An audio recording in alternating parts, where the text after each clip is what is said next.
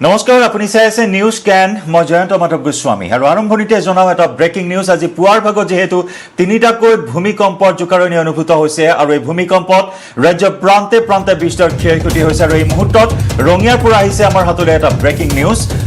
ৰঙিয়াত ভূমিকম্পৰ ফলত ৰেলৱে দলঙত বৃহৎ ফাট পৰিলক্ষিত হৈছে ৰঙিয়াৰ বঙালকুছি ৰেল দলঙত ফাট বন্ধ কৰি দিয়া হৈছে ৰেলৰ চলাচল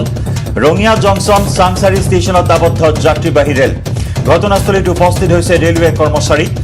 দলঙৰ ফাট মেলা অংশত মেৰামতি ইতিমধ্যে আৰম্ভ কৰা হৈছে বহুকেইখন যাত্ৰীবাহী ৰেলত আবদ্ধ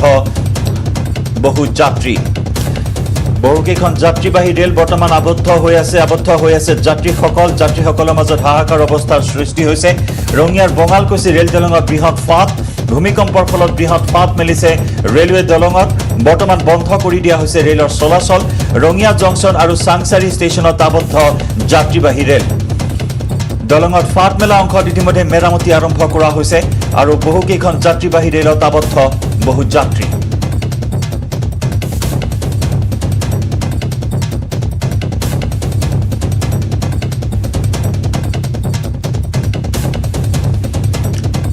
তিনিটাকৈ ভূমিকম্পৰ জোকাৰণি অনুভূত হয় 6.7 প্ৰাবল্যৰ তীব্ৰ জোকাৰণি অনুভূত হয় ভূমিকম্পৰ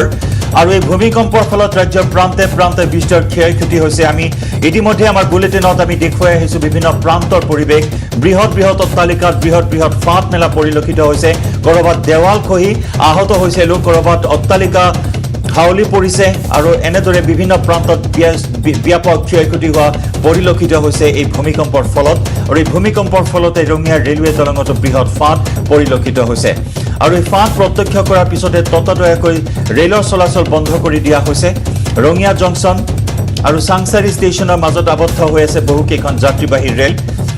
আৰু সম্প্ৰতি ঘটনাস্থলীত উপস্থিত হৈ ৰেলৱে কৰ্মচাৰীয়ে দলঙৰ ফাট মেলা অংশত মেৰামতিৰ কাম আৰম্ভ কৰা বুলি জানিব পৰা হৈছে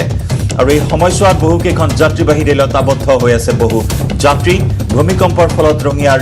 ৰেলৱে দলঙত সংঘটিত হৈছে এই ঘটনা ৰঙিয়াৰ বঙালকুছি ৰেলৱে দলঙত মেলিছে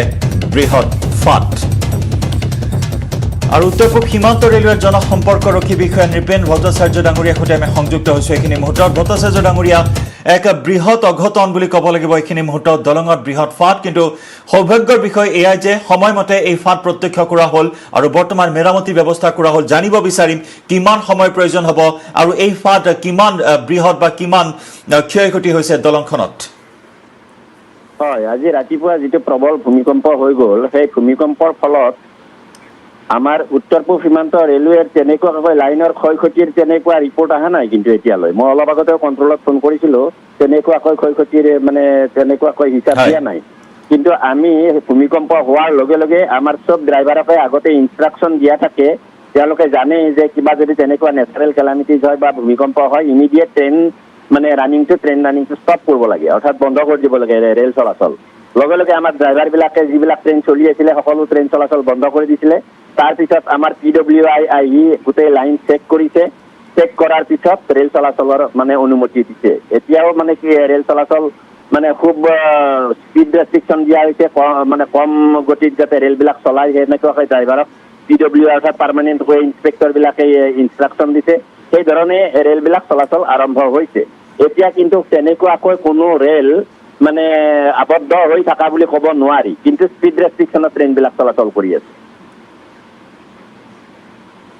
অৰ্থাৎ ৰঙিয়াৰ বঙালকুছি ৰেল দলঙত যে ফাটৰ সৃষ্টি হৈছিল সেই কাম ইতিমধ্যে মেৰামতি সম্পন্ন হৈ গৈছে হয় অফিচিয়েলি মই এতিয়া আকৌ মই যোগাযোগ কৰি আছোঁ কিন্তু সেই খবৰটো যে মানে ভূমিকম্পৰ কাৰণে নে কি কাৰণত মানে আমাৰ মেৰামতি ৰেলপথটো হৈয়ে থাকে প্ৰতিদিনেই হয় গতিকে তেনেকুৱা কিবা কাৰণতো হ'ব পাৰে কিন্তু যে ভূমিকম্পৰ কাৰণে যে কিবা ক্ষতি হৈছে সেই বস্তুটো মই এতিয়া এই মুহূৰ্তত মই ক'ব নোৱাৰিম নিশ্চয় ডাঙৰীয়া এই মুহূৰ্তত যি খবৰ আমি লাভ কৰিছোঁ ৰঙিয়া জংচন আৰু চাংচাৰী ষ্টেচনৰ মাজত আবদ্ধ হৈ আছে যাত্ৰীবাহী ৰেল গতিকে সেই সন্দৰ্ভত কিবা স্পষ্ট তথ্য আছে নেকি আপোনাৰ হাতত নাই সেই এতিয়া মোৰ সেই তেনেকুৱা তথ্য নাই অলপ আগতেও আমি ৰঙিয়াত খবৰ কৰিছিলোঁ ট্ৰেইনবিলাক চলাচল কিছুমান ট্ৰেইন এতিয়াও চলাব পৰা নাই লাইনটো চেক সম্পূৰ্ণ হোৱা নাই কিছুমানত গতিকে চেক হোৱাৰ লগে লগে ৰেলবিলাক চলাচল কৰিব কিন্তু এটা ৰেলপথটো জানেই বহু দীঘলীয়া ৰেলপথ এই দীঘলীয়া ৰেলপথটো গোটেই সম্পূৰ্ণ ইনস্পেকশ্যন কৰোঁতে কিছু সময়ৰ প্ৰয়োজন হয় গতিকে কৰবাত যদি তেনেকুৱা অঘটন ঘটিছে তেতিয়াহ'লে ৰেল চলাচলত নিশ্চয় বাধা হ'ব কিন্তু এই মুহূৰ্তলৈ কিন্তু তেনেকুৱাকৈ মই ক্ষয়ক্ষতিৰ কিন্তু হিচাপটো মই কণ্ট্ৰলে মোক এতিয়ালৈ জনোৱা নাই আমাৰ চেণ্ট্ৰেল কণ্ট্ৰল যিটো আছে তাতে ইমিডিয়েট খবৰ আহে আমাৰ তেনেকুৱাকৈ যদি ৰেলপথ যদি ছিঙি গৈছে বা কিবা হৈছে ভূমিকম্পৰ কাৰণে ইমিডিয়েট খবৰ আহিলেহেঁতেন গতিকে সেই খবৰটো কিন্তু অহা নাই মই কণ্ট্ৰলতো খবৰ কৰিছোঁ তেনেকুৱা খবৰ পোৱা নাই এতিয়া ৰঙিয়া ডিভিজনত মই আকৌ খবৰ কৰি আছোঁ যদি তেনেকুৱা কিবা হৈছে মই নিশ্চয় জনাম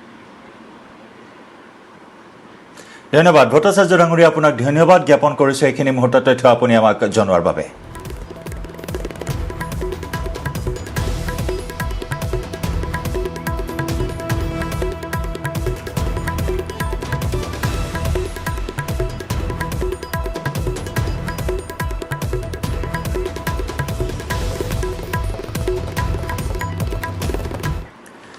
এইখিনি মুহূৰ্তৰ আন এক ব্ৰেকিং নিউজ আমি জনাইছোঁ ভূমিকম্পৰ ফলত যিহেতু ৰাজ্যৰ বিভিন্ন প্ৰান্তত ব্যাপক ক্ষয়ক্ষতি হৈছে আৰু তাৰ সমান্তৰালকৈ এই মুহূৰ্তত আহিছে মহানগৰীৰ সমীপৱৰ্তী চন্দ্ৰপুৰৰ পৰা আমাৰ হাতলৈ এটা ব্ৰেকিং নিউজ ভূমিকম্পত প্ৰাণ গ'ল এজন লোকৰ মৃত লোকজন চন্দ্ৰপুৰৰ তাঁতিমাৰা গাঁৱৰ প্ৰসন্ন কলিতা বুলি জানিব পৰা হৈছে হৃদক্ৰিয়া বন্ধ হৈ মৃত্যু হোৱাৰ সন্দেহ কৰা হৈছে ঘৰৰ ভিতৰতে মৃত্যু হয় 70 ঊৰ্ধৰ লোকজনৰ ভূমিকম্পৰ সময়ত পৰিয়ালৰ লোক বাহিৰলৈ ওলাই আহোঁতে মৃত্যুমুখত পৰে 70 ঊৰ্ধৰ প্ৰসন্ন কলিতা নামৰ লোকজন ভূমিকম্পত প্ৰাণ গ'ল চন্দ্ৰপুৰৰ এজন লোকৰ মৃত লোকজন চন্দ্ৰপুৰৰ তাঁতিমাৰা গাঁৱৰ প্ৰসন্ন কলিতা বুলি জানিব পৰা হৈছে হৃদক্ৰিয়া বন্ধ হৈ মৃত্যু হোৱাৰ সন্দেহ কৰা হৈছে ভূমিকম্পৰ সময়ত পৰিয়ালৰ লোক বাহিৰলৈ ওলাই আহিছিল আৰু তেনে সময়তে ঘৰৰ ভিতৰতে হৃদক্ৰিয়া বন্ধ হৈ 70 ঊৰ্ধৰ লোকজনৰ মৃত্যু হোৱা বুলি সন্দেহ কৰা হৈছে ভূমিকম্পত প্ৰাণ গ'ল চন্দ্ৰপুৰৰ প্ৰসন্ন কলিতা নামৰ 70 ঊৰ্ধৰ এজন ব্যক্তিৰ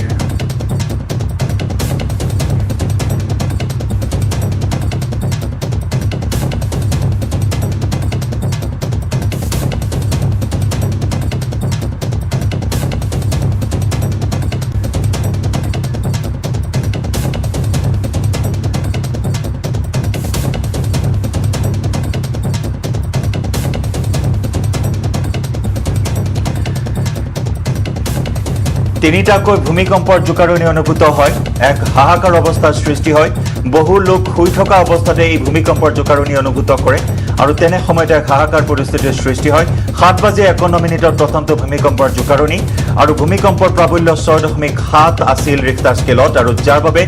ব্যাপক ক্ষয়ক্ষতিৰ বাতৰি ইতিমধ্যে আমি জনাইছোঁ নিউজ 18ৰ দৰ্শকসকলক আৰু তাৰ সমান্তৰালকৈ এই মুহূৰ্তৰ এটি দুঃসংবাদ জনাইছোঁ এই ভূমিকম্পৰ ফলতে হৃদক্ৰিয়া বন্ধ হৈ 70 ঊৰ্ধৰ এজন ব্যক্তিয়ে প্ৰাণ হেৰুৱাবলগীয়া পৰিস্থিতিৰ সৃষ্টি হ'ল নুনমাটিত সংঘটিত হৈছে এই ঘটনা মহানগৰীৰ সমীপৱৰ্তী চন্দ্ৰপুৰৰ তাঁতিমাৰা গাঁৱৰ প্ৰসন্ন কলিতা নামৰ লোকজনৰ হৃদক্ৰিয়া বন্ধ হৈ মৃত্যুমুখত পৰে ঘৰৰ ভিতৰতে মৃত্যুমুখত পৰে 70 ঊৰ্ধৰ লোকজনে ভূমিকম্পৰ সময়ছোৱাত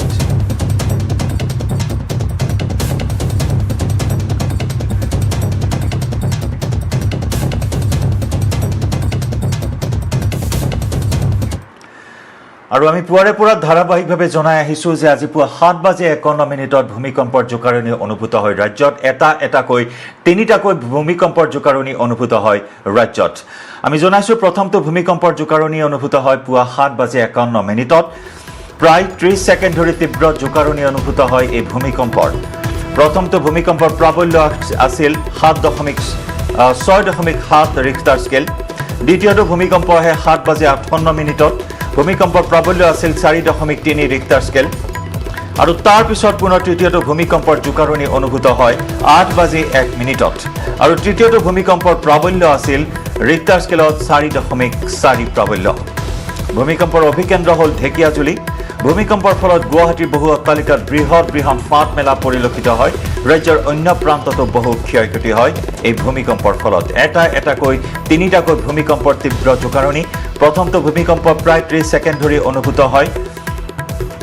7:51 6.7 ৰিক্টাৰ স্কেলত ভূমিকম্পৰ জোকাৰণি অনুভূত হয় দ্বিতীয়টো ভূমিকম্প আহে 7:58 ভূমিকম্পৰ প্ৰাবল্য আছিল 4.3 ৰিক্টাৰ স্কেল আৰু তাৰ পিছত তৃতীয়টো ভূমিকম্পৰ জোকাৰণি অনুভূত হয় পুৱা 8:01 আৰু তৃতীয়টো ভূমিকম্পৰ প্ৰাবল্য আছিল 4.4 ৰিক্টাৰ স্কেল ভূমিকম্পৰ অভিকেন্দ্ৰ আছিল ঢেকিয়াজুলি আৰু ভূমিকম্পৰ অভিকেন্দ্ৰ আমি জনাইছোঁ মধ্য অসমৰ ঢেকিয়াজুলি আৰু ভূমিকম্পৰ ফলত গুৱাহাটীৰ বহু অট্টালিকাত বৃহৎ ফাঁট মেলা পৰিলক্ষিত হয় আনহাতে ৰাজ্যৰ অন্যান্য প্ৰান্ততো বহু ক্ষয়ক্ষতিৰ বাতৰি আহিছে আমাৰ হাতলৈ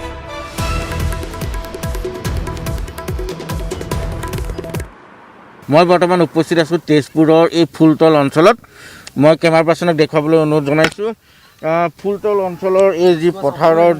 দৃশ্য, ফুলতল অঞ্চল সংযোগী যি এই বৃহত্তৰ ভোজখোৱা অঞ্চল, সেই ভোজখোৱা অঞ্চলত এতিয়া দেখা গৈছে পথাৰৰ মাটি এনেদৰে ফাটি ভূমিকম্পৰ সময়ত কিছু সময়ৰ পূৰ্বে